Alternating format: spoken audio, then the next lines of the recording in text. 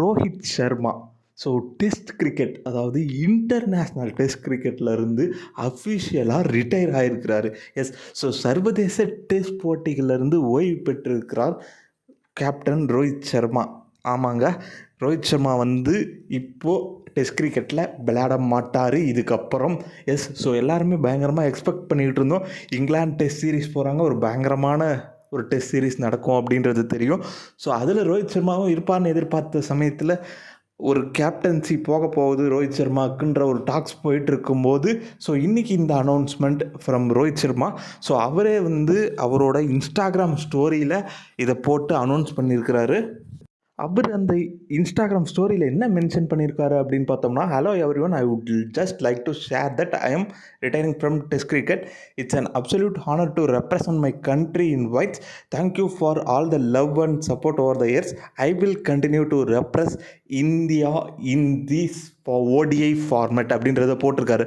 அதாவது என்ன அப்படின்னு பார்த்தோம்னா நான் டெஸ்ட் கிரிக்கெட்லேருந்து ரிட்டையர் ஆகிறேன் அப்படிங்கிறத சொல்கிறேன், ஷேர் பண்ணுறேன் அப்படின்னு சொல்லிட்டு இந்தியாவுக்காக இந்த ஒயிட் ஜெர்சி போட்டுட்டு ரெப்ரசன்ட் பண்ணது ரொம்ப பெருமையாக நினைக்கிறேன். ஸோ எல்லாரோட ஃபேன்ஸுக்கும் அவங்களோட லவ் அண்டு கேருக்கும் இவ்வளோ நாளாக சப்போர்ட் பண்ணதுக்கு தேங்க்ஸ் அப்படின்னு சொல்லி போட்டுட்டு கடைசியாக ஒரு வார்த்தை போட்டிருக்காரு, ஓடிஐ கிரிக்கெட்டில் கண்டினியூ பண்ணுவேன், ரெப்ரசன்ட் பண்ணுவேன் அப்படிங்கிறத வித் ஹிஸ் அந்த கேப்பு. அதாவது அந்த டெஸ்ட் கிரிக்கெட்டில் அவரோட கேப்பு, அந்த 280 நம்பர் போட்ட அந்த கேப்போட அந்த ஒரு ஸ்டோரியை போட்டு தன்னோட ரிட்டையர்மெண்ட்டை அனௌன்ஸ் பண்ணியிருக்கிறார் ரோஹித் சர்மா. நிறையா ஃபேன்ஸ் ரொம்பவே டிசப்பாயிண்ட் ஆகிட்டாங்க. எஸ், அட்லீஸ்ட் இந்த ஒரு இங்கிலாந்து சீரீஸாவது ஆடி இருக்கலாம், இந்த இங்கிலாந்து சீரீஸ் ஆடிட்டாவது அனௌன்ஸ் பண்ணியிருக்கலாம் கொஞ்சம் இயர்லியோ அப்படின்ற மாதிரிலாம் நிறையா டாக்ஸ் போயிட்டுருக்குது. பட் ஓகே, எனிவே அவரோட ஒரு பர்சனல் சாய்ஸ். ஸோ அனௌன்ஸ் பண்ணிட்டாரு. அவர்கிட்ட கேப்டன்சி மாறப்போகுதுன்றதை கேள்விப்பட்டுட்டு இருந்தோம். பட் அதுக்கு முன்னாடியே அவரே அனௌன்ஸ் பண்ணிட்டாரு, நான் ரிட்டையர் ஆகிறேன் அப்படிங்கிறத. ஸோ நிறைய பேர் ரோஹித் சர்மா டெஸ்ட் கிரிக்கெட்லலாம் அந்தளவுக்கு ஒன்றும் பண்ணலப்பா அப்படின்னு சொல்லி ஒரு சிலர் தெரியாதவங்க சொல்லிகிட்டு இருக்காங்க. ஸோ அவங்களுக்கு நான் என்ன சொல்கிறேன் அப்படின்னா, எஸ், ஸோ ரோஹித் சர்மா பாஸ்டில் டெஸ்ட் கிரிக்கெட்டில் பெருசாக ஒன்றும் பண்ணது இல்லை தான். பட் ரீசெண்ட் இயர்ஸில் டெஸ்ட் கிரிக்கெட்டையும் டாமினேட் பண்ணியிருக்காரு ரோஹித் சர்மா அப்படிங்கிறது டெஸ்ட் கிரிக்கெட் ஃபாலோ பண்ணுற எல்லாருக்குமே தெரியும்.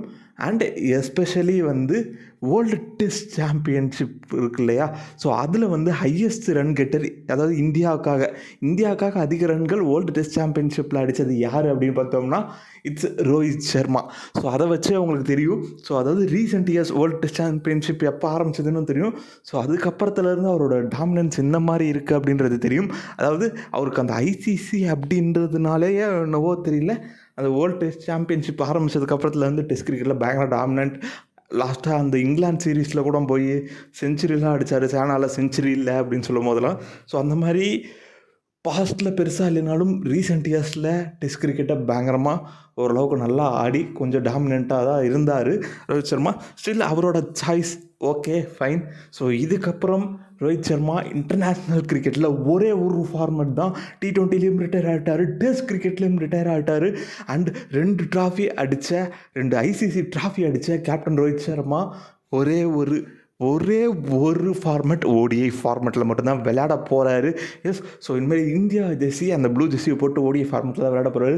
ப்ளீஸ் ரோஹித் சர்மா, அட்லீஸ்ட் அந்த 2027 வேர்ல்டு கப் வரலுமாவது விளையாண்டு அந்த கப்பை தூக்கி கொடுத்துட்டு போங்கன்றது தான் எல்லா ஃபேன்ஸோட ஒரு ஆசையாகவும் இருந்துகிட்டு இருக்குது. ஸோ பார்ப்போம் என்ன பண்ணுறாரு, அதையும் எப்படின்னா சர்ப்ரைஸ் பண்ண வரான்ட்டு தெரில. பட் என்னென்னா வருஷத்துலேயே இப்போலாம் ஒரு 8 ஓடிஐ, மேக்ஸிமம் 10 ஓடிக்கு மேலே நடக்கிறதே கிடையாது.